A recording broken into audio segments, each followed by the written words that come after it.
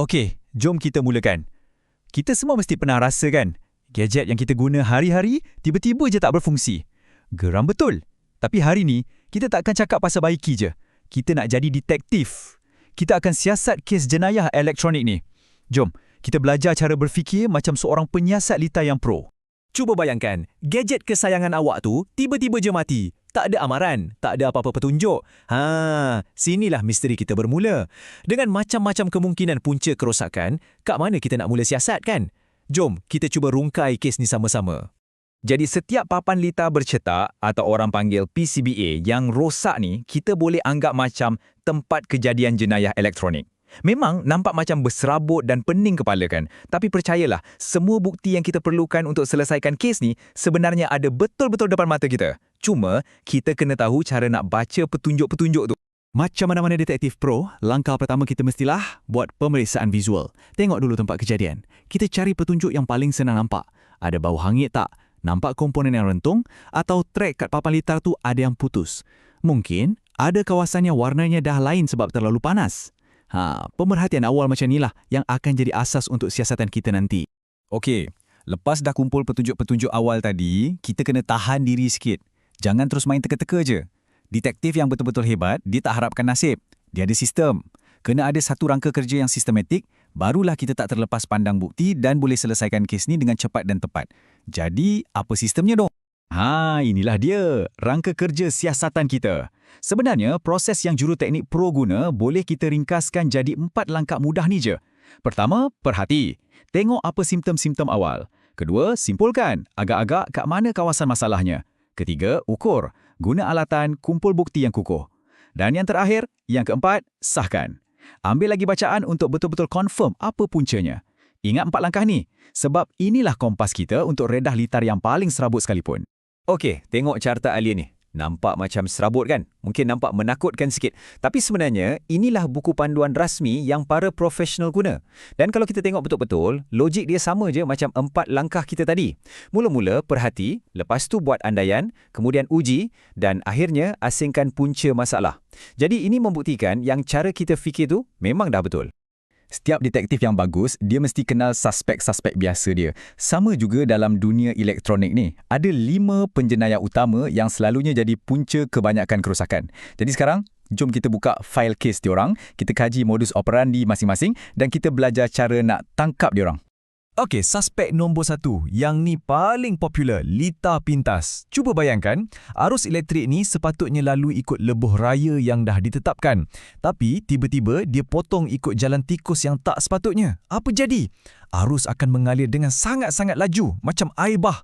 Benda inilah yang panaskan komponen sampai rentung, rosak teruk dan kadang-kadang boleh buat ada kebakaran kecil kat tempat kejadian tu. Suspek nombor 2 pula, lita buka. Yang ni betul-betul lawan kepada lita pintas tadi. Kalau lita pintas tu macam jalan tikus haram, lita buka ni pula macam jambatan yang dah runtuh. Terus putus laluan elektrik tu. Langsung tak ada arus boleh lalu. Akhirnya, apa jadi? Peranti tu terus mati macam tu je. Suspek nombor 3, yang ni lagi licik, susah sikit nak kesan. Namanya arus bocor. Bayangkan macam paip air yang bocor, menitis sikit-sikit, macam itulah arus elektrik ni. Ada sikit yang terkeluar dari laluannya. Kadang-kadang, dia mengalir ke badan besi peranti tu.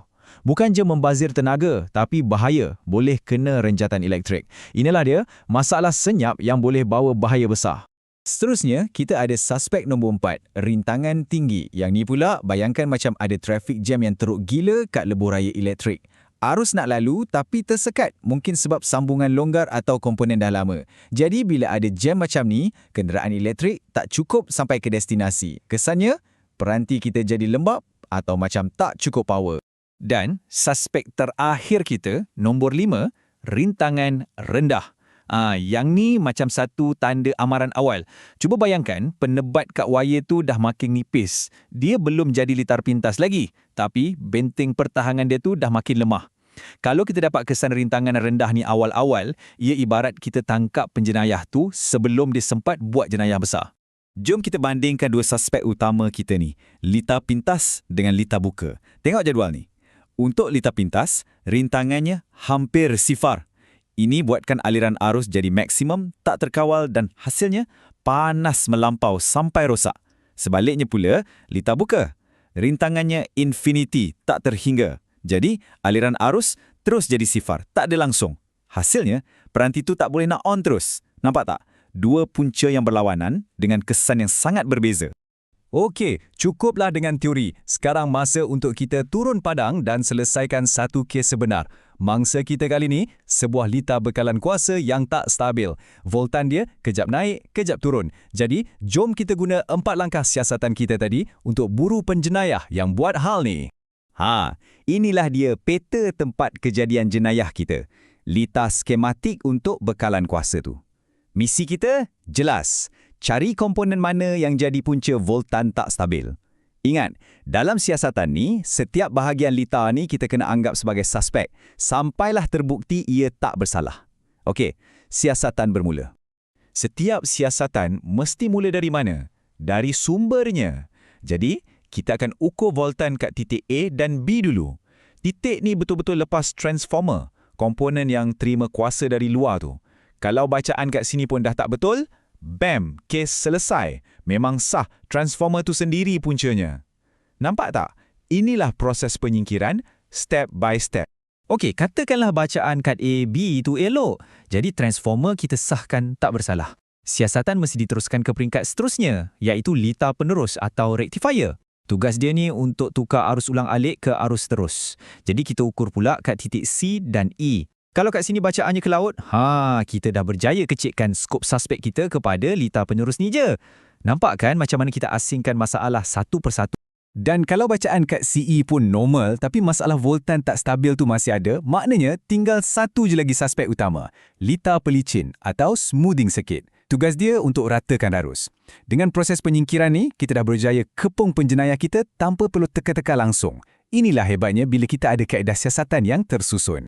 Okey, jadi kita dah berjaya selesaikan kes bekalan kuasa tu. Tapi, ingat tak penjenayah licik yang kita bincangkan tadi tu?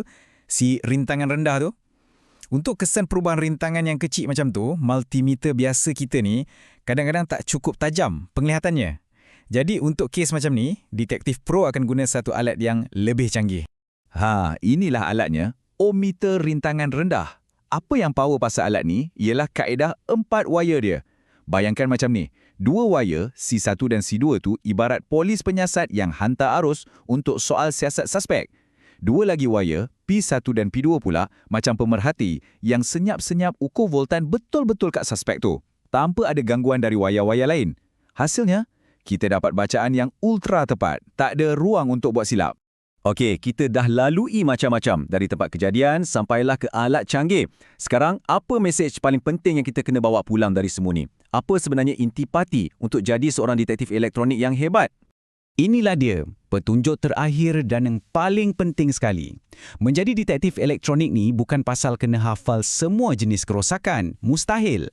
Tapi ia adalah tentang menguasai proses penyiasatan itu sendiri.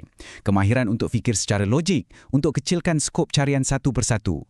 Bila awak ada pemikiran yang sistematik macam ni, ia dah jadi macam alat paling berkuasa untuk awak selesaikan apa saja misteri elektronik, walaupun awak tak pernah jumpa kes macam tu sebelum ni.